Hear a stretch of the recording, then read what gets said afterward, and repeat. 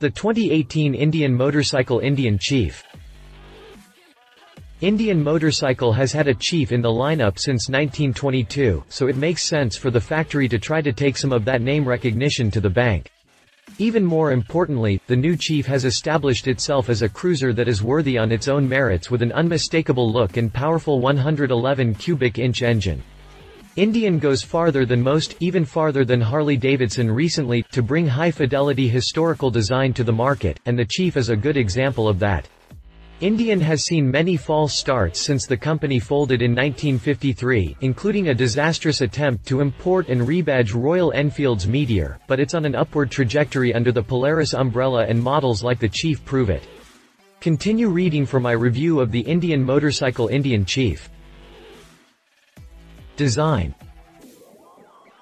The Indian Chief is bound to appeal to folks interested in the uniquely American looks of a bygone era, even if the color selection is a bit of a snore.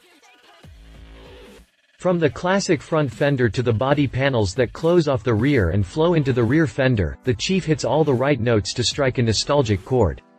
The Indian head fender ornament is straight out of the history books, and it looks right at home between the fat front forks made all the fatter by the chrome fork shrouds and headlamp nacelle. Low-rise bars and short stem mirrors keep the hand controls down in a comfortable position where there is plenty of leverage, and that setup keeps the overall height low and the visual weight at the bottom. Did I mention clean? The wires for the switch housings are run internally for a super clean look. A wide, 5.5-gallon fuel tank sports a rather large chrome instrument panel for the instrumentation and single speedo clock, and me personally, I'd find a way to cover that thing. Chrome down low like that has a tendency to bounce the sunlight up under my shades and lance me in the eyes, so I hate console chrome with a passion. I can't be the only one. The flyline transitions smoothly from tank to saddle, and I do mean saddle. It looks like it came straight out of a western, but as cool as it looks, it's strictly a solo seat that will send you to the accessories catalog or the aftermarket if you want to share the experience with a friend. No, a wadded-up jacket and bungee cord does not qualify as a pillion pad, guys. Out back, a stylish taillight and bullet turn signals finish off the rear end. It's a good-looking bike, but it just screams out for laced wheels, gangster white walls and a tombstone taillight. As it sits on the showroom, the Chief is bound to appeal to folks interested in the uniquely American looks of a bygone era, and I think it's just dead sexy even if the color selection is a bit of a snore. Chassis. It's no surprise that the Chief trades a bit of cornering agility for straight-line stability, but the result is a comfortable, low-fatigue ride. This is a lot of bike, and fairly heavy with a 777-pound wet weight, but not from a lack of effort to keep things light. Toward that end, the factory started out with a cast aluminum frame with an integrated air box that eliminates an entire item from the hang-on equipment list. As modern as the frame design is, it still looks like the classic double downtube, double cradle skeleton you'd expect to see on one of its predecessors. A set of 46mm, cartridge-type forks float the front end and a well-hidden monoshock tames the rear, but you get very little in the way of tunability with only the obligatory spring preload at the rear shock. While I appreciate that it adds to the price and complicates things, I'm surprised neither of the American manufacturers are on board with the adjustable suspension components yet. The brakes are definitely up to scratch with massive 300mm discs all the way around. Dual, 4-piston anchors bite the front discs with a twin-pot caliper in back and ABS protection at both ends. I gotta say, Indian missed an opportunity when it opted for cast wheels instead of laced, but that's easily remedied, and the hoop size fits well with the bottom-heavy look with a 130/90-16 up front and 180/65-16 bringing up the rear. Rake and trail measure out at 29 degrees and 6.1 inches respectively, so it should come as no surprise that it trades a bit of cornering agility for straight-line stability. Naturally, that trade-off gets you a comfortable, low-fatigue ride that is ideal for interstate jaunts. Drivetrain. We love our big V-twins, and this monster should certainly appeal to the domestic market by virtue of its looks and its performance. As cool as the Chief is so far, the chassis and sheet metal are just the setting for the crown jewel that is the Thunderstroke 111 engine. Aesthetically, the engine goes with the rest of the bike like peas and carrots. The factory borrowed from the old flathead engines when it put those faux cooling fins on the rocker box covers. Parallel pushrods reinforce that look, but it's the area where the exhaust headers hook up to the head that really sells it. The long-stroke engine runs with a 101 mm bore and 113 mm stroke for a total displacement of 1,811 cc, 111 cubic inches.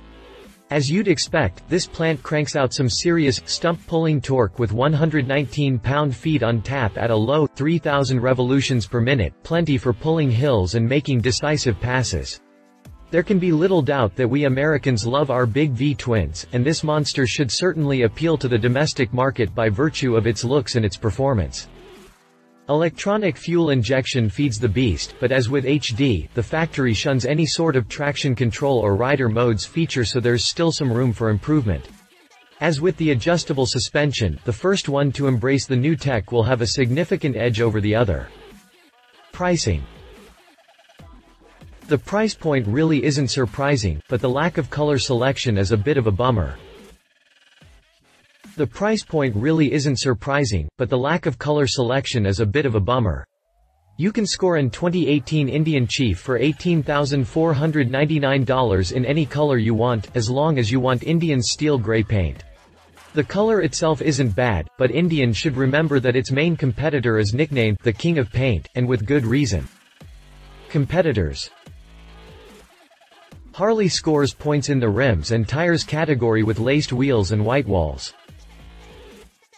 Since Harley-Davidson is the one to beat here, I went to the all-new Softail Deluxe for its classic charm and historical build.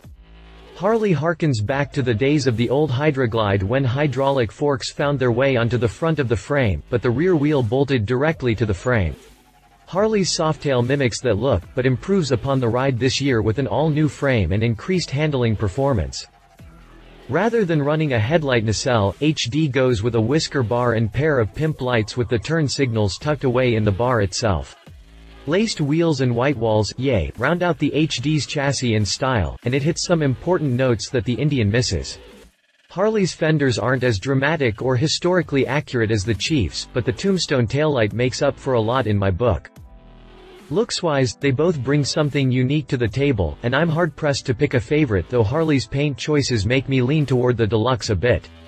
While both run with ABS as stock equipment, both are equally boring in the suspension department, though HD gets some credit for the hand-adjustable preload adjuster. The Milwaukee 8 engine boasts a 107 cubic inch displacement that falls shy of the 111-inch Thunderstroke in displacement and power with only 109 pounds-o grunt on tap. HD manages another minor win at the checkout with a $17,999 Deluxe in vivid black with paint packages that reach up to $18,749, worth it just for the paint? Maybe, but maybe Indian will get on the shtick and start giving us some paint choices on what is otherwise a stellar product. He said. If not for the color, I'd call this a serious contender against a number of Harley's new Softails. The old-school Indian influence is readily apparent, and I'm really pleased with the direction the company is headed. We won't get into the flat track discussion. Oh, snap. Too soon, Harley? She said. My wife and fellow motorcycle rider, Alan Hinton, says, it's big and heavy, but it is surprisingly unintimidating once you get on it. The low center of gravity makes it easy to handle, and roll-on is decisive even low in the power band. I'm not a fan of the instrument cluster down among the chrome, but I must be in the minority or they wouldn't do chrome bezels like that. This is a very elegant ride, no two ways about it. Specifications. References. See our review of the Harley-Davidson Softail Deluxe. If you liked this video, please share your thoughts in the comments below and don't forget to hit the subscribe button.